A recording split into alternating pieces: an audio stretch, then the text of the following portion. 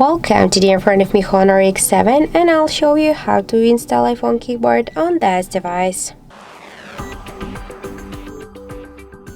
So first let's open the Play Store application, and here in the search bar we should enter the green Apple keyboard.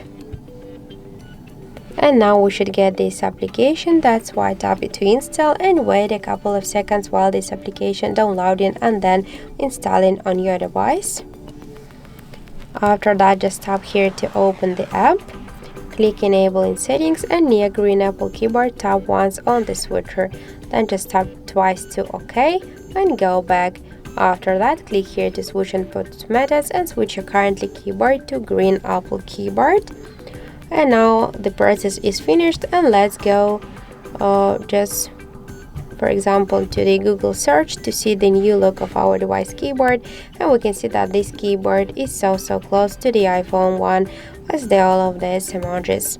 And that's it. So thank you for watching, and if you find this video helpful, don't forget to leave a like, comment and to subscribe our channel.